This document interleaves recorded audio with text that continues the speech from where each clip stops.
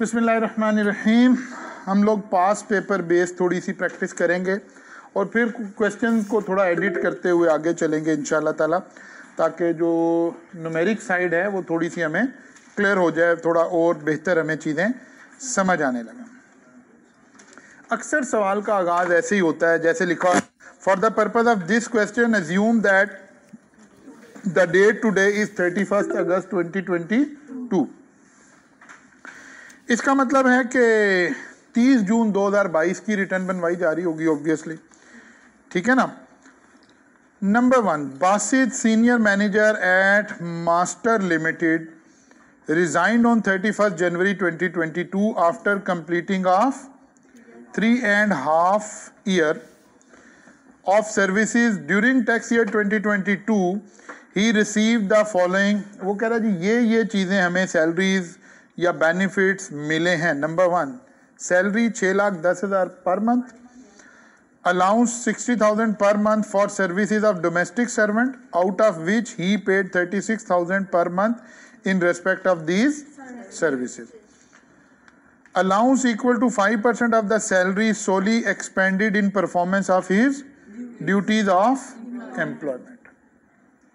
नीचे फिर कुछ एडजस्टमेंट आ रही हैं, एडिशनल इंफॉर्मेशन आ रही है और हमें कैलकुलेट क्या करना है जी। अगर हम नीचे रिक्वायरमेंट पढ़ लें, under the provision of income tax ordinance 2001 rule made thereunder, compute the total taxable income and net tax payable by or refundable to Basit for the tax year 2022.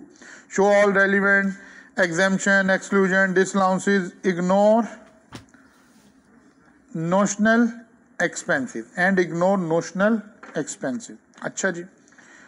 What other option is available to Basit for the taxation of the salary in arrears? कोई एक बात वो भी हमने पढ़ी हुई है ना, दो बातें कि अगर सैलरी इन एरियर आ जाए तो हमारे पास एक ऑप्शन होती है, एक तो चुप करके उसे सैलरी में शामिल कर लें और एक क्या है कि हम उसका वो जो हमने कैलकुलेट करके कि उसको हम कहते हैं कि एक्रूअल बेसिस पर इसको हमारे टैक्स कर दें तो वो चलता है। ठीक है जी। हम 1 by 1 सबसे आसान सबसे इजी जो मेथड है उसी को फॉलो करते हैं कि 1 by 1 चीज़ों को सॉल्व करना शुरू करते हैं। ओपन करेंगे ना, कॉपी निकालें और हमें जब इस सवाल को पढ़ेंगे ना तो हमें नजर आएगा कि इसमें कुछ छोटी छोटी 1-2 इनकम फ्रॉम अदर सोर्सेज भी हैं, ठीक है ना। इनकम फ्रॉम अदर सोर्सेज भी हैं। इसका मतलब है जब भी हमारे पास, पहली बात एग्जाम में आप बैठे ना, आपने सबसे पहले गेज करना है सवाल को पढ़ के कि सिंगल हेड का क्वेश्चन है या मल्टीपल हेड का क्वेश्चन है। सबसे पहला काम, अगर मल्टीपल हेड का क्वेश्चन है, आपने पेज नंबर 1 जहां से आप शुरू कर रहे हैं उसको ब्लैंक छोड़ दिया। ये वाला पेज आपने यहां पे पढ़े खड़े थे, ये पेज आपने एज इट इज छोड़ दिया। पहला यहां लाके हम फेस ऑफ द आंसर बना लेंगे बाद में, और अब जो हेड हमें समझ आ रहा है एक एक पेज के ऊपर हमने उस हेड का आगाज कर दिया। यानी हम सैलरी को यहाँ as a working note income from salary बनाएंगे, फिर अगले पेज पर किसी दूसरे को बनाएंगे, उससे अगले पेज पर किसी तीसरे को बनाएंगे। तो ये फर्ज कर लेते हैं ये हमारा मेन हेड है, मेन पेज है जिसे हमने ब्लैंक छोड़ दिया है for face of the answer. और हम अगले पेज पर आ गए हैं जहां हमने वर्किंग नोट 1 लगा दिया और हमने वहां क्या लिखा जी, इनकम फ्रॉम सैलरी। ऐसे बनाना शुरू किया, वर्किंग 1 इनकम फ्रॉम सैलरी। अब आज का इस क्लास का फायदा सिर्फ आपको जब होगा, ऑनलाइन वाले बच्चे भी, आप जो फिजिकल में बैठे हैं वो बच्चे भी, जो फिजिकल में इसलिए नहीं आए कि चलो सर ने कहा था ये लेक्चर एडिशनल है हम आपको इसका प्रोवाइड कर देंगे, उन बच्चों को भी इस लेक्चर को देखने का कोई फायदा नहीं है। हमने सब कुछ पढ़ा हुआ है। हम यहाँ सिर्फ इसलिए बैठे हैं कि हम उस बैरियर को रिमूव कर लें कि जो बैरियर हमें परफॉर्म करने और सीखने के दरमियान में आ रहा है, इसलिए करने से फायदा होगा जनाब। इनकम फ्रॉम सैलरी, कौन कौन सी सैलरी आ रही है? सैलरी कितने अरसे की मिली है? 7 महीने की सैलरी। सैलरी मंथली गिवन है कि 6,10,000 इंटू 7 कितना बन गया जी? 42,70,000 रुपए की सैलरी आ गई। अलाउंस मिला है हमें, डोमेस्टिक सर्वेंट भी मिले हैं, डोमेस्टिक सर्वेंट कितने पैसे मिले हमें? 60,000 मल्टीप्लाइड बाय 7, पहले मल्टीप्लाई तो करते हैं।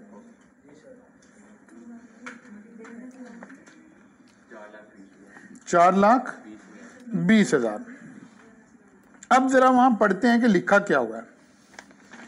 लिखा क्या हुआ है, सवाल को पढ़ते हैं दोबारा, सवाल को पढ़ते हैं दोबारा और वहां से देखते हैं कि लिखा हुआ क्या है। जी जनाब, क्या लिखा हुआ नजर आ रहा है? Allowance of rupees 60,000 per month. अच्छा जी, allowance of rupees 60,000 per month for service of domestic servant, out of which he paid 36,000 per month in respect of these services. अच्छा जी, अलाउंस का मतलब क्या होता है? कैश में पैसे मिले।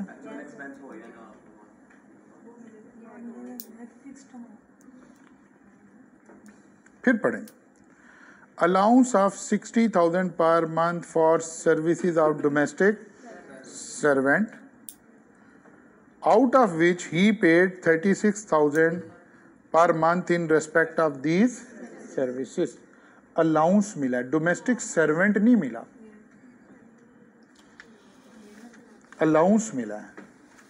All allowances are taxable. ये तो होता कि डोमेस्टिक सर्वेंट मिला है, डोमेस्टिक सर्वेंट मिला होता और फिर हम 36,000 इससे काटते कि यार हम आपको सर्वेंट दे रहे।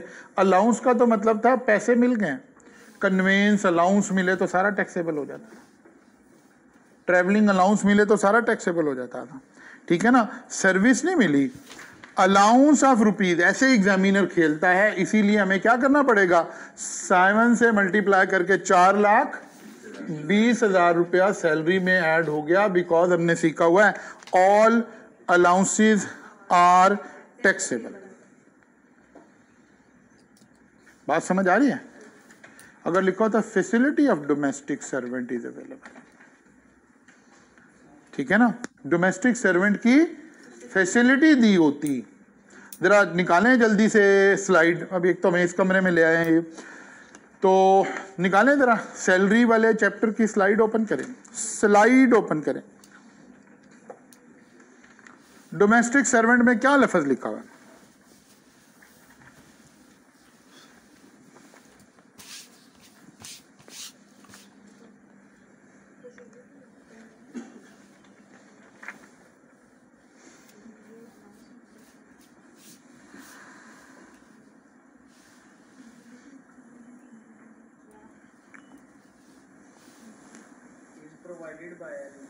क्या लिखा हुआ है?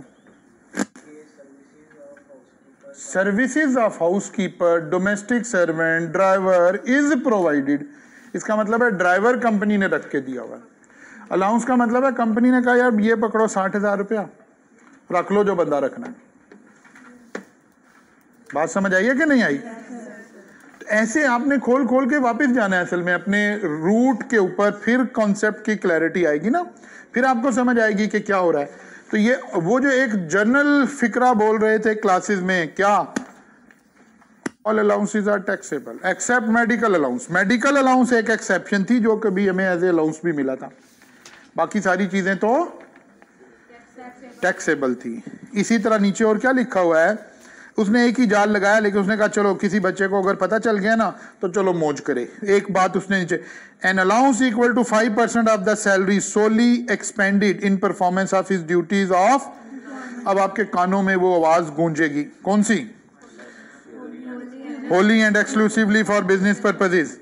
लेकिन उसकी एक एक्सप्लेनेशन दी थी हमने कि अगर परसेंटेज ऑफ सैलरी या फिक्स अमाउंट दी जा रही हो तो फिर वो भी अलाउंस ही कंसिडर होगा और सैलरी में ही चला जाएगा।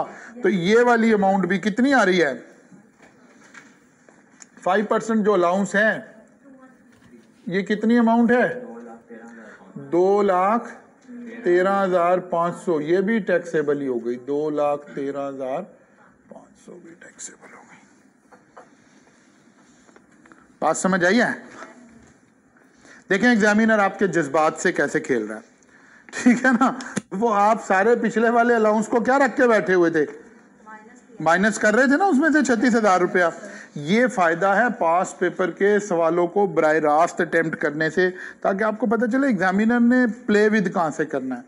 और वो जो बार बार हम आपको कहते हैं ना कि गौर से तदब्बुर से फिक्रे को पढ़े, आपको वो बात क्लियर होनी शुरू होगी फर्दर।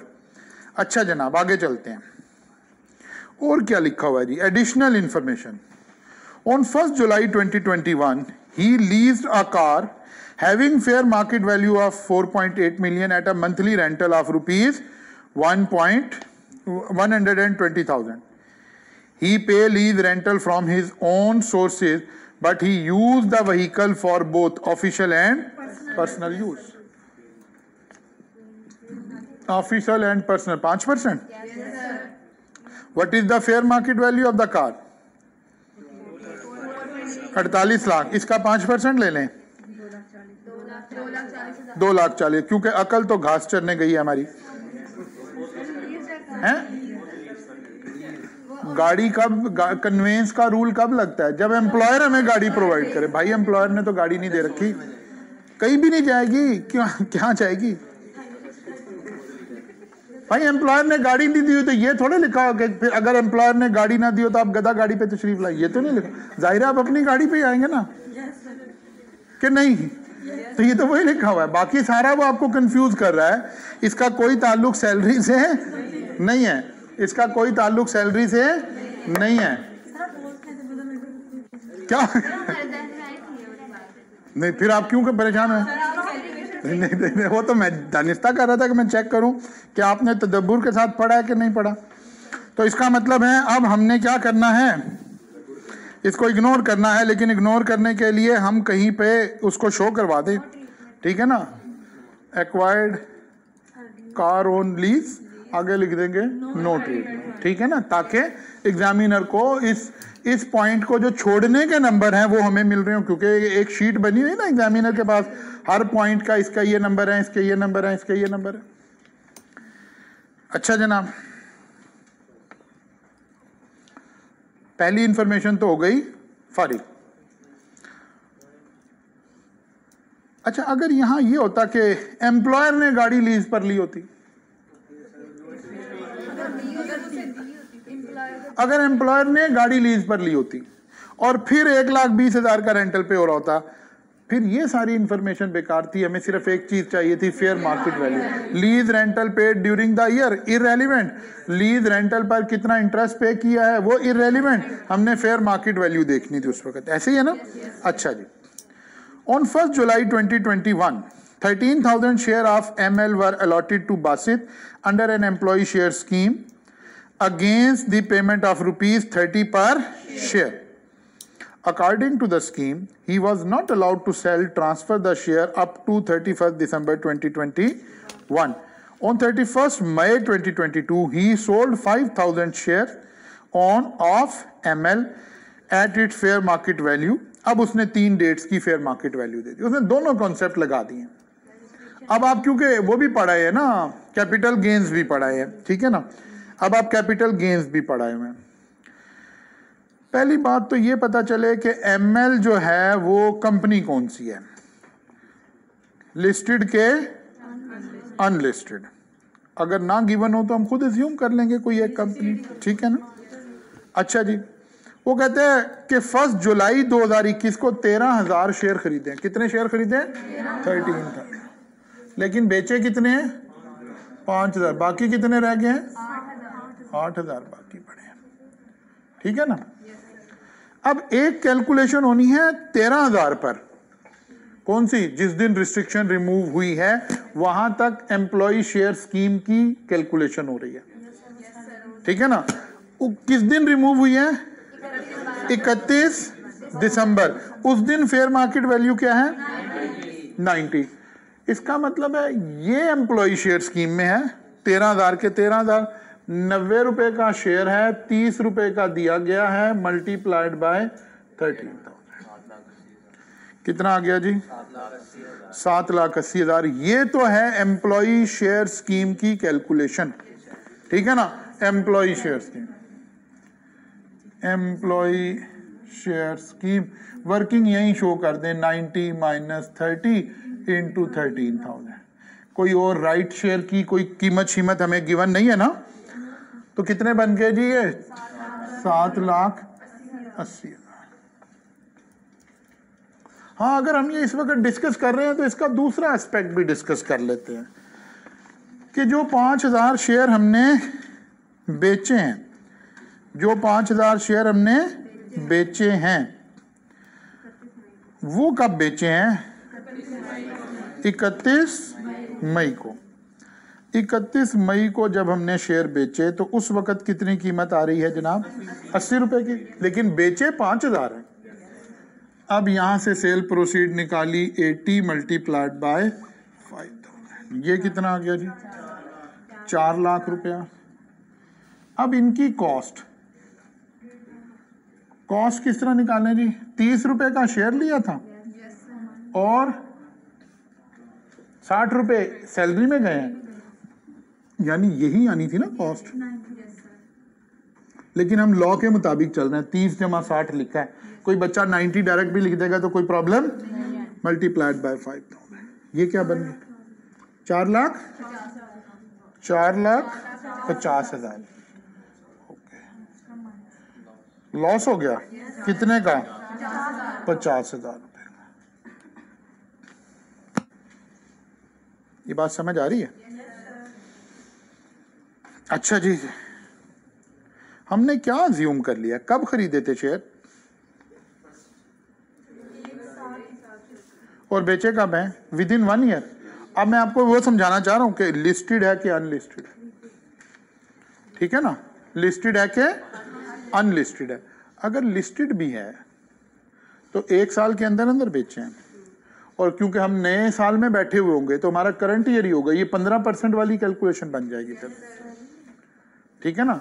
और अगर ये अनलिस्टेड हुए तो फिर अगर यहाँ गेन आता तो फिर ये NTR में आ रहा होता। इसका मतलब है हमें ये भी यहाँ गेज करना है, ये भी फैसला करना है कि हमने इसको NTR में लेकर जाना है या कि इनकम फ्रॉम अदर सोर्सेज में गया और ये सिक्योरिटी का ट्रीट की, तो फिर ये कहाँ जाएगा? सेपरेट ब्लॉक में जाएगा।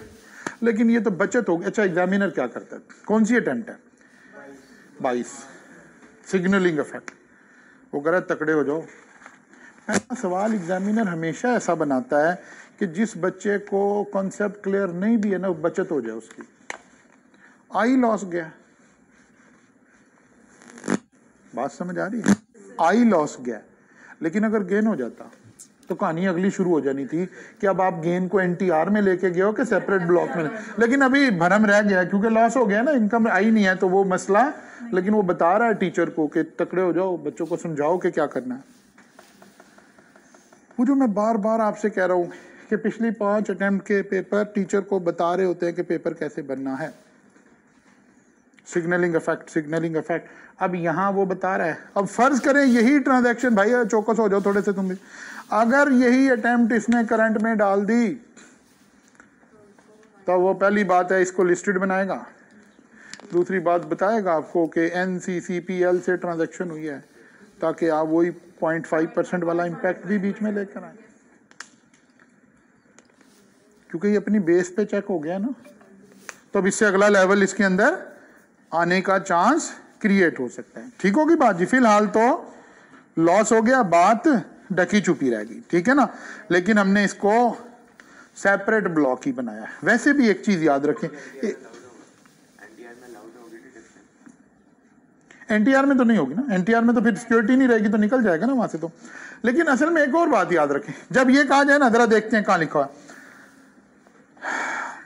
वो जो लिखा होता on 31st में he sold 5,000 share of ML at fair market value. Fair market value of each share on different dates are. जब मुख्तलिफ डेट्स पर फेयर मार्केट वैल्यूज गिवन हैं तो इसका पता क्या मतलब है? इसका मतलब है कि लिस्टेड कंपनी है। अनलिस्टेड कंपनी, मसलन हम कहें जी 31 मार्च को राइस के शेयर की क्या कीमत थी, तो कोई पता नहीं भाई, ये तो वैल्यूएशन करेंगे तो पता चलेगा। रेडीली तो जिसकी मार्केट की में प्राइस अवेलेबल है वो कौन सी कंपनी होती है? वो लिस्टेड ही होती है, ठीक है ना? तो हमें इसे लिस्टेड ही ट्रीट करना था, अभी भी हमने इसे लिस्टेड ही ट्रीट किया है।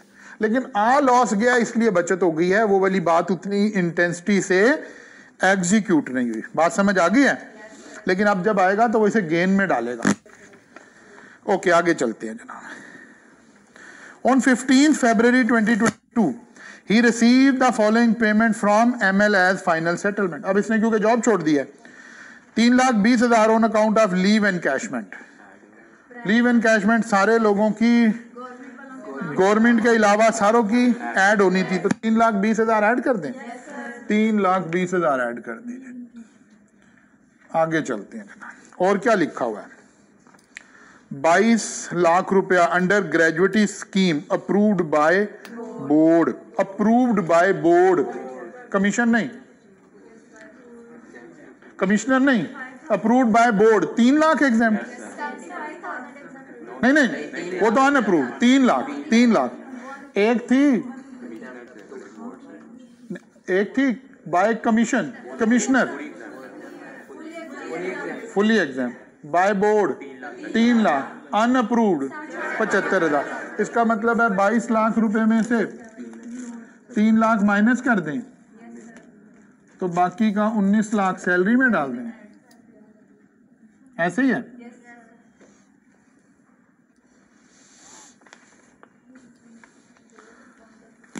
डन हो गया? आगे चलें। 7 lakh salary area related to tax year 2021।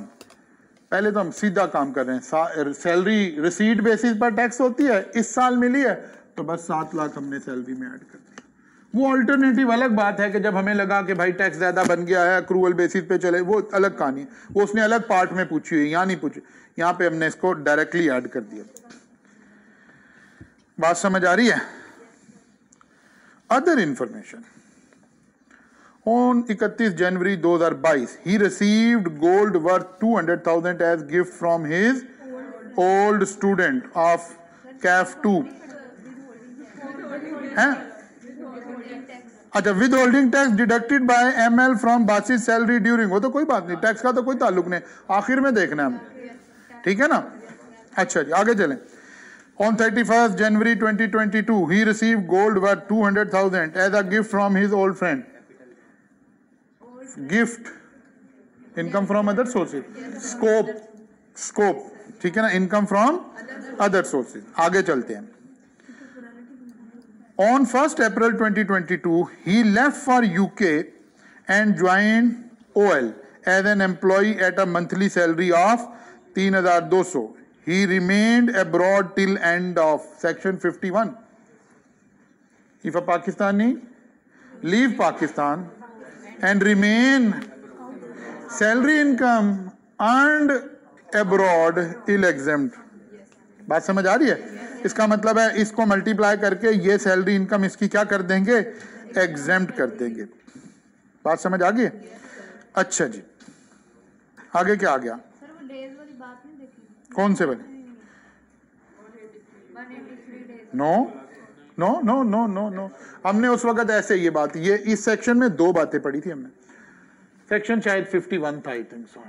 हमने कहा था भाई अगर कोई बंदा वापस जाए और वहीं रहे, 30 जून को, 30 जून 2024 की हम बात कर लेते हैं, ये 22 की हो रही है वैसे, ये बाहर ही रहे। हमने कहा था यार ये असल में ना 2 तरह के लोगों के ऊपर अप्लाई हो रहा है। एक है रेजिडेंट होने के बाद गया है और एक है पहले ही चला गया है। हमने कहा था लॉ ने तो दोनों को अकाउंट फॉर किया, लेकिन अगर कोई पहले ही चला गया है तो वो तो रेजिडेंट रहा ही नहीं भाई, उसकी तो आप वैसे भी नहीं पूछ सकते।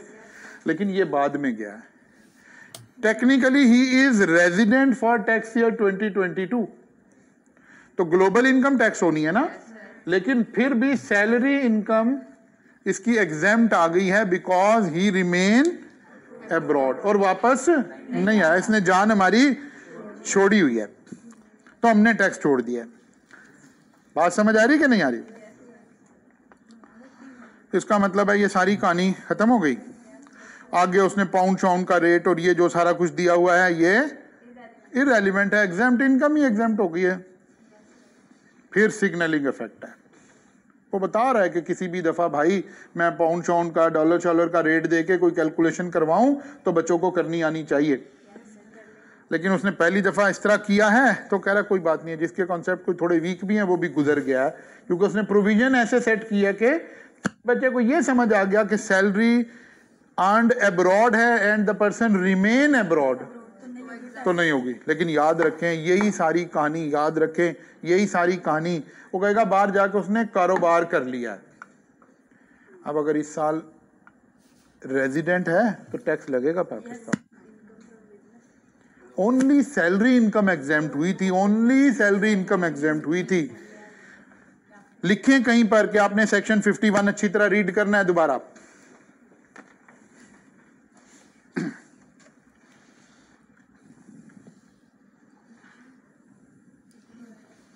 कुछ बात समझ आई है? इनकम फ्रॉम कैपिटल गेन का वर्किंग नोट हमारा बन गया था, लॉस आ रहा था। इनकम फ्रॉम अदर सोर्सेज, क्या कोई लंबी कहानी नहीं है। वर्किंग नोट हम ना भी बनाए वहीं डायरेक्ट लिख देंगे 2 लाख रुपया जो गिफ्ट मिला है, ठीक है ना।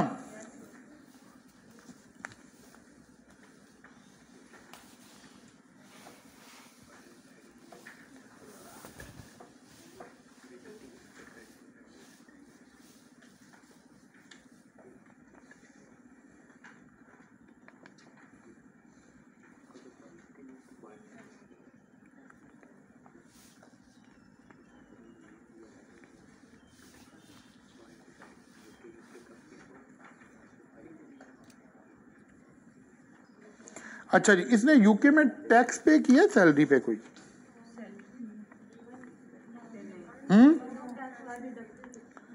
No tax was deducted by, okay. Foreign source salary of resident individual is exempt. लेकिन अगर हम कैलकुलेशन करना चाहें तो जरा इसकी कैलकुलेशन कर लें। 3200 पाउंड मिल रहे हैं, 3 महीने मिले हैं और 250 का पाउंड है, तो कितने बन गई है? 24 लाख रुपया सैलरी आ गई है, ठीक है ना, जो कि एग्जेम्प्ट है।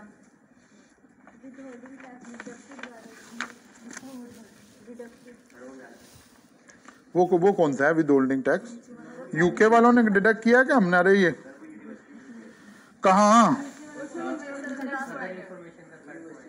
अदर इंफॉर्मेशन का third point. While residing in UK, Basit served as visiting faculty member। अच्छा, 2 बातें उसने की हैं, जरा इसको जरा गौर कर लेते हैं, दोबारा गौर कर लेते हैं। पहला है, वो कहता है यूनाइटेड किंगडम चला गया है और वहां पे उसने एज एन एम्प्लॉई काम किया है। 3200 पाउंड उसे मिल रहे हैं 3 महीने और पाउंड का रेट है 250 रुपये सिक्का राइजुल वक्त। तो ये कितने बन गए? 24 लाख रुपया। ठीक हो गई बात। ये कहानी है सेक्शन 51 की। उसने 51 की जो मैं कहता हूं कि क्या लिखा है क्या नहीं लिखा, उसने वो बात यहां पूछ लिया, क्या नहीं लिखा। उसने अगली बात की, While residing in UK, Basit served as visiting faculty member at a university. He earned £1,500 from a university and incurred an expenditure of £500 for providing services at a university. Withholding tax deducted by the university to £225. ये कहानी हो रही है, ये salary नहीं है, ठीक है ना, ये सैलरी नहीं है, ये फॉरेन सोर्स इनकम है। ये तो बिजनेस हो गया ना, सैलरी नहीं ना। Visiting faculty member is not treated as salary, ठीक है ना। ये तो एम्प्लॉयमेंट में नहीं आ रहा। सैलरी का तो मतलब है फिक्स रेन्यूमरेशन, विजिटिंग का तो मतलब है फिक्स नहीं है। लेक्चर हुआ तो पैसे मिले, नहीं हुआ तो नहीं मिले, बारिश हो गई तो सब एंजॉय कर रहे हैं, विजिटिंग वाला सोच रहा है आज की दिहाड़ी गई। समझ आ रहे ना। तो ये सैलरी की डेफिनेशन में नहीं आया। इसका मतलब है ये इनकम फ्रॉम अदर सोर्सेज में आया, क्योंकि बिजनेस भी नहीं है, इनकम फ्रॉम अदर सोर्सेज में आ गया। ये इनकम फ्रॉम अदर सोर्सेज में यहाँ पहले 1500 पाउंड आपने लिए हैं, 500 खर्च हो गए, 1000 पाउंड आ गया। 1000 पाउंड पर 2.5 लाख रुपया हमारे इनकम में आ गया। और अब टैक्स कटा हुआ है, इसका मतलब है टैक्स क्रेडिट लेना पड़ेगा। अब ये सारे काम ना आप कहाँ करके आए हो? Working working working working working. अब आप आते फेस ऑफ दी आंसर पर, और वहां तक आते आते आपको ये भी समझ आ गया कि यार फॉरेन टैक्स क्रेडिट जब भी किसी सवाल में आ जाए तो हम 2 हेड बनाते हैं, पहले Pakistani source income, foreign source income. तो तो पहले अब हमने ऊपर वही बासित शासित का नाम शाम लिख के टैक्स ईयर लिख दिए हैं। अब हमने लिखा Pakistan source income, Pakistan source income. Salary, salary का टोटल कितना आ गया था हमारा 8603,500। ये हमारा यहां हमने बता भी दिया वर्किंग 1 से ये सैलरी आ रही है, ठीक है ना। गिफ्ट कितना मिला था इसको 2 lakh. Income from other sources, Pakistan ही है ना, income from other sources 2 lakh रुपया ये आ गया जनाब। अच्छा जी, और क्या, capital gain, capital gain separate block of income में जिसने जाना था, इसका मतलब हमने इसे लिस्टेड तस्वुर कर लिया, लेकिन क्योंकि लॉस है तो इनकम में तो कुछ नहीं आया ना। अच्छा जी, और तो पाकिस्तान सोर्स कुछ नहीं है, पाकिस्तान सोर्स कुछ और है कोई नहीं। अब foreign source income, foreign source income salary कितनी 24 लाख रुपया, जो कि एग्जेम्प्ट है।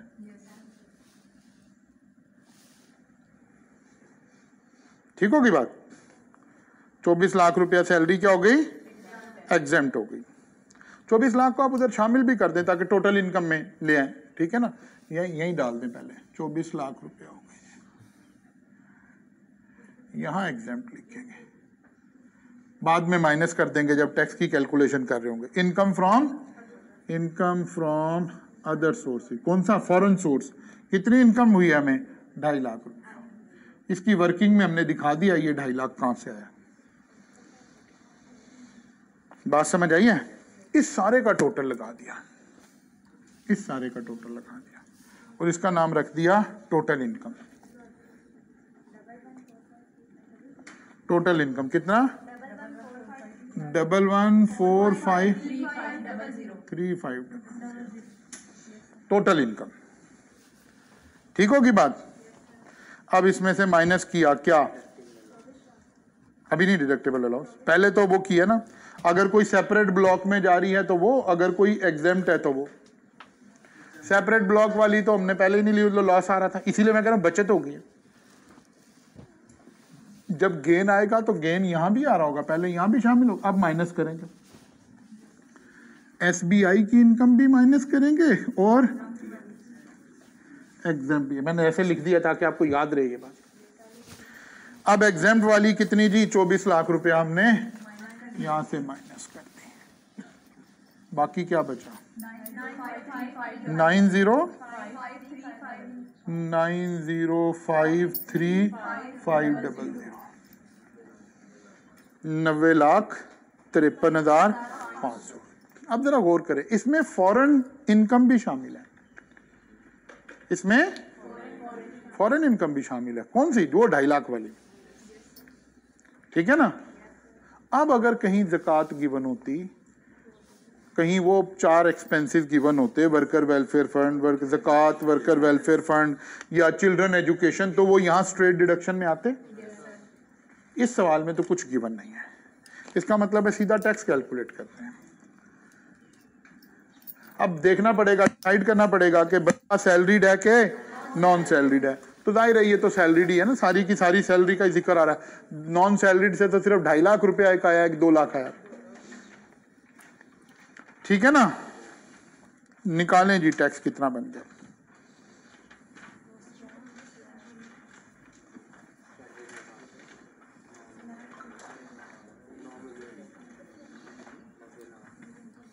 पहले 90 लाख, कौन सी स्लैब लग रही है, 6ठी स्लैब लग रही है। बेस टैक्स कितना आ गया 10,95,000 और ऊपर का 35%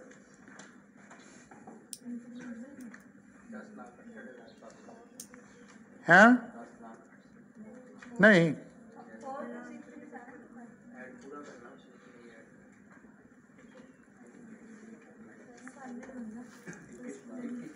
21,63,000, ठीक है ना। 21,63,725 टैक्स बना है कितना टोटल, ठीक है ना। अगर फॉरेन टैक्स क्रेडिट ना होता तो ये टैक्स है। अब फॉरेन टैक्स क्रेडिट 103 वाला, ठीक है ना। फॉरेन टैक्स हमने पे कितना किया है? फॉरेन टैक्स कितने पाउंड थे? 225 ज़रब 250, 56,250, और इसके ऊपर पाकिस्तानी टैक्स कितना बन रहा है? अब आपने this divided by this multiplied by, ठीक है ना। 26,63,725 डिवाइडेड बाय कौन सी इनकम लेनी है? 90 लाख, 90,53,500 ज़रब फॉरेन इनकम कितनी थी? 2.5 लाख, 59,748,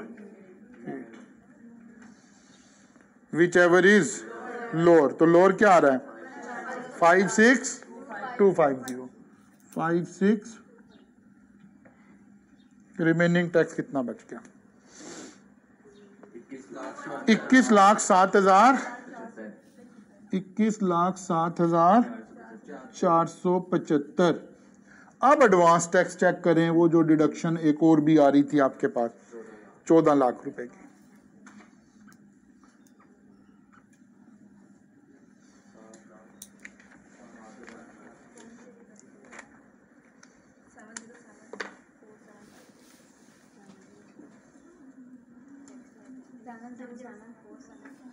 कहानी समझ आई है? ईमानदारी से गौर करके सोचें कि क्या ये सवाल मुश्किल आया था? कोई एक चीज उसने हाईएस्ट लेवल पे नहीं पूछी है, सिवाय उन बच्चों के जिनके हाथ से सवाल गुजरा हुआ नहीं है, जिन्हें मल्टीपल हेड हैंडल करने नहीं आते, वो तो फंस गया बुरी तरह, उनसे तो सवाल नहीं होना। लेकिन जैसे ही आपने 2-3 सवाल मल्टीपल हेड में करने शुरू किए, और ये मेरी बात याद रख लें, ये मेरी बात याद रख लें, अगर आप चाहते हैं कि आपके ये सवाल एग्जाम में हो जाएं, तो आपके पास 2 स्टेप हैं करने के लिए। पहली बात, जो क्वेश्चन हमने किया ना एज इट इज, इसे अब घर जाके दोबारा सॉल्व करें, और अब जब आप सॉल्व कर रहे हो तो आपको सॉल्यूशन से असिस्टेंस ना लेनी पड़ रही हो।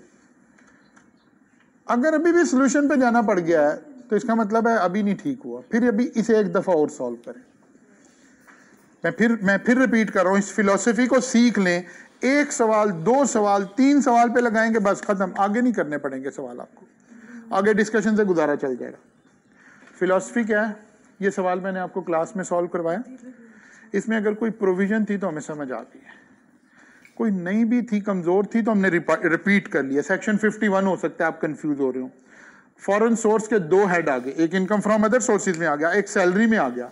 ओके, डन हो गया, अब समझ आ गई है, रिपीट हो गया। अब घर जाएं, इसको 1 गो में बैठ के सॉल्व करें, लेकिन सॉल्व ऐसे करें जैसे एग्जाम में करें, यानी प्रॉपर प्रेजेंटेशन के साथ, साफ सुथरा वर्किंग नोट के साथ।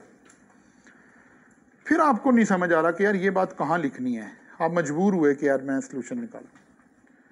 इसका मतलब है अभी भी सवाल डिमांड कर रहा है कि मुझे एक दफा और आपने सॉल्व करना है। नया सवाल नहीं, सिमिलर सवाल की बात हो रही है। और अगर घर जाते ही ये बगैर आपने सॉल्यूशन पे जाए पूरा टैली कर लिया, ठक ठक ठक ठक ठक ठक, फॉर्मेट ओके सही हो गया, ठीक हो गया, बस 1 से 2 सवाल और करें, फिर आपका अंदर ही आवाज देगा कि यार नहीं सॉल्व करने की जरूरत नहीं, सॉल्व मुझे करना आता है, सिर्फ प्रोविजन डिस्कस कर लें। अभी प्रॉब्लम क्या है? प्रोविजन आपको आती है, सॉल्व करना नहीं आता, आप अदर वे राउंड खड़े हुए इस वक्त। सर ये जो हमने कल वो पढ़ा था इनकम फ्रॉम अदर सोर्स में, dividend income received from foreign country, तो वो ज़कात अगर काट ले तो हम डिडक्शन अलाउ करते हैं, स्टेट डिडक्शन ना करें तो सर जब हम ये टैक्स क्रेडिट करेंगे तो वो माइनस की अमाउंट को लेंगे। कभी भी ज़कात नहीं कटनी जब आपको एग्जाम में फॉरेन सोर्स डिविडेंड आना है तो, बस।